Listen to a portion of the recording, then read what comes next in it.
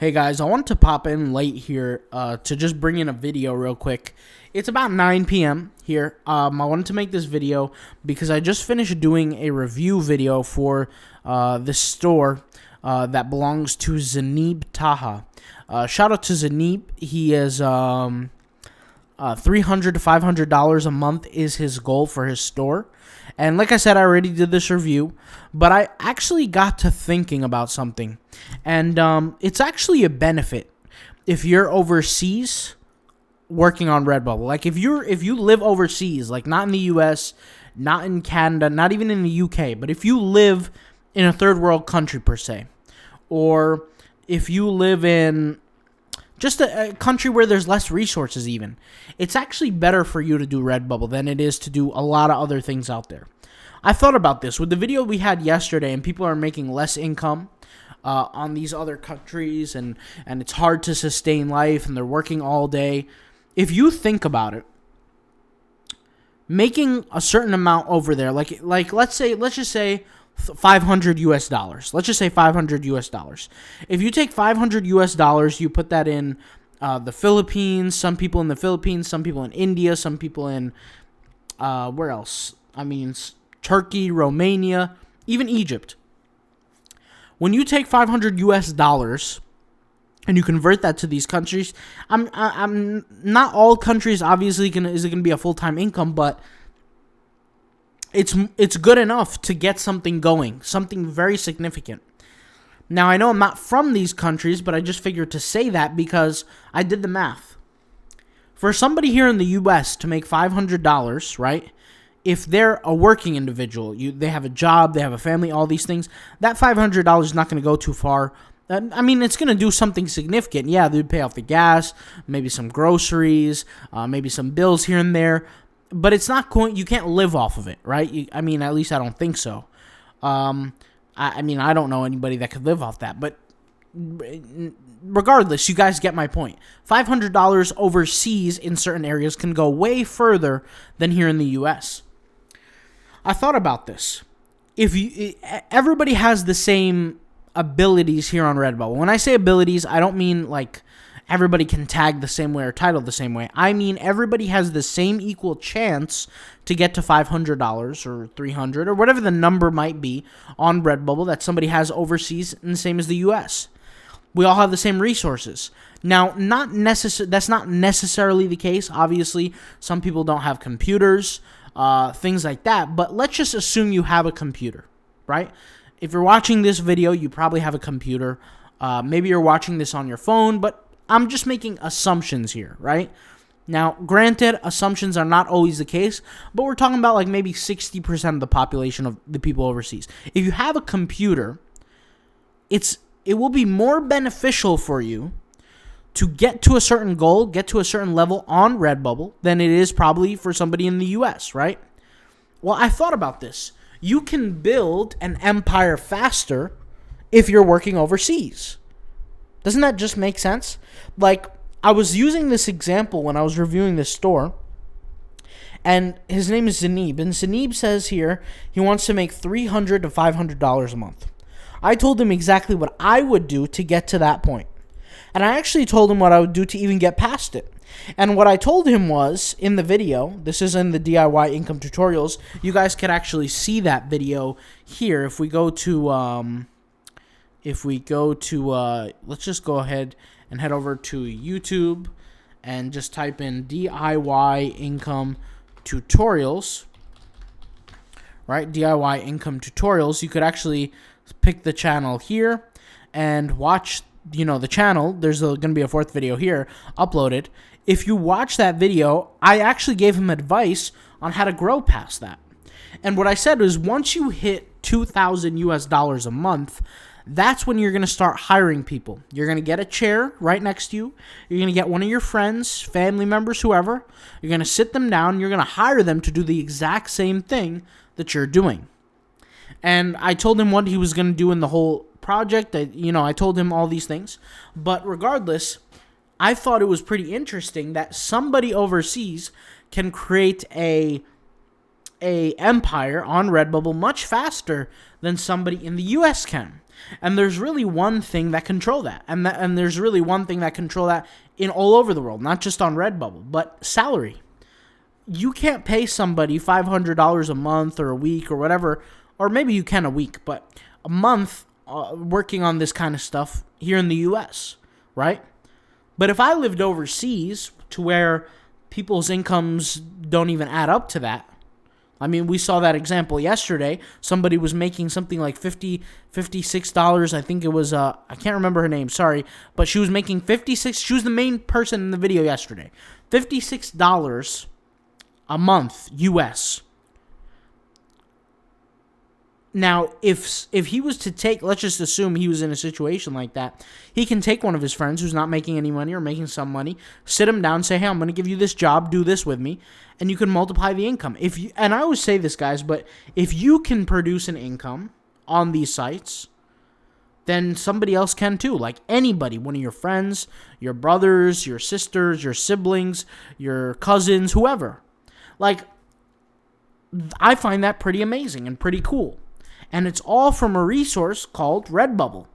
Now, granted, there are risks. Your account can get banned. It can be removed. All this kind of stuff. All that stuff exists, and it all makes sense. But what I'm saying is, the level of success that is needed to, quote-unquote, build this empire, hire people, get them working for you, all this kind of stuff, it has a lower barrier to entry than here in the U.S. or in the U.K. or even in Canada, right? Because the salary costs are way more. So I just thought that was pretty interesting, pretty intriguing.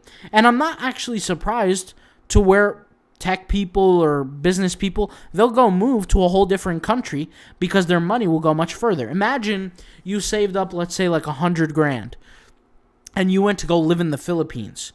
Well, your $100,000 in the Philippines will take you much farther than it will in the U.S. or the U.K., right? Like, I can't be the only one that thinks this. Am I wrong, guys?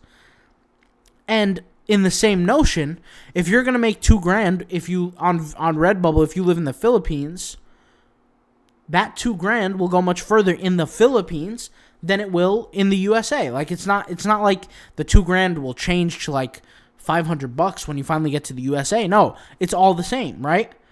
So that $2,000 US will be converted, right, into the Philippine currency, into the Egyptian pound currency, into, whatever currency of whatever country you're going to, and you could stretch it a little bit longer. The reason why I even mention this, or I even think about this, is because for people who are in bad situations, with a little creativity, you can go kind of far. Like, to everybody in the third world countries thinking about this, I would actually have more hope and more desire to do something like this just off of that. If I'm thinking to myself right now, if I live in a third world country, let's say I live in India, right? And we know some of the numbers in India of how much people are making now. I can take one of my friends, and after I make a certain amount on Redbubble, I can give them a respectable income for them to come work for me, right? And not only come work for me, but enjoy the work and help me produce an income while I'm paying that person, right? That's just pretty interesting to me. But also, in the other spectrum, like the other flip of the coin, it's also great for somebody who's in the U.S. If you're in the U.S. doing this, you could take the same thing that I'm doing and hire people overseas. I like to hire people overseas because I actually like the fact that when I go to sleep, I can wake up to work being done. That's just something that I'm interested in. That's something I like. And you'd be surprised, their salaries don't cost nearly as much as some U.S. people. Now, some people will take offense to it that you hire people overseas. Guys, I've hired people here in the U.S. I still hire people in the U.S. here today. Generally not as a like an employee or something like that, or sometimes as virtual assistants, but more like contractors, like get this project done, I'll pay you X amount or whatever it is. But I don't do that too often, obviously, because it gets more costly. But there's just a general thought of everybody can win. And I don't know if you guys feel the same way, obviously, because Redbubble can cause certain problems to certain people, where, they get banned or they get their account closed. And I get it. But at the same time, it's not just Redbubble where you could do this. You could do this on Zazzle. You could do this on Redbubble. You could do this on TeePublic. You could do this on Teespring even. There's a lot of places. You could do this even on Shopify. Like if you create a method with Shopify, and you guys will actually see, we have Shopify stores that are passive income stores that are making me money till this day that I don't have to work for. And I'm not exaggerating when I say that. We have SEO done on those websites where traffic comes in literally on a daily basis with no exaggeration, money coming in. So, and it's not just Shopify. We have other websites, blogs, etc. But hopefully you get my point of what I'm trying to say is I think there's loads of opportunity even if you're from a country that's a little bit less fortunate. This is probably a video of what I would do if I was in that position. If I was in a position where I come from a country that's less fortunate and there's a lot more poverty than somewhere like US, assuming that I know the information that I know now, obviously, because my life would be different, but I would be really, really encouraged, and I would put like a goal, a number on the map, and I would say, once I hit this number, I can hire a friend, I can hire somebody to come here and work with me and work under me to where they can help me produce more income, and I'm paying them to get certain work done. But I have to do it myself first. And for me to even think about that is so encouraging that I would go out there and get the work done to get that certain goal. Whatever that income goal might be. For some people, like I said, it's $500 US. Some people it's $1,000 US. Some people it's $300 US. I don't really know people's circumstances. Everybody's a little bit different. But those are kind of the things that get me going, get me out of bed, if that makes sense. It gets me motivated to think that I can have a certain level of impact on somebody else's lives in a positive way. That motivates me. That inspires me. That's something that I enjoy. And more importantly, something that I enjoy even more is, like I said, waking up to the fact that there are people who are working for me while I sleep so that we're always getting work done. We're always moving forward. And you don't have to be rich to do this. Like, you do not have to be rich. You don't have to make a lot of money to do this. You just have to make a stable level of income that's actually predictable. If you're still in the beginning phases of Redbubble to where 1 month you're making $600 and 1 month you're making $112, I've been there. Trust me, I've been in that position where I couldn't even, guess what I was going to make. The more stores and the more assets that you have, right? Or literally the bigger portfolio that you have, right? Because it's really a portfolio. Almost like, if you guys think of it, like I use the Russ model. If you know what the Russ model is, you guys know the rapper Russ, R-U-S-S. He talks about how he's an independent rapper, and he makes music, he produces songs, and each song is part of that portfolio. It produces a certain level of income, whether it produces $500,000 a year or if it produces a few $1,000s a year, it's still something in his portfolio. And the more he adds to that portfolio, the more money he makes. And the software that he adds the music to is called TuneCore.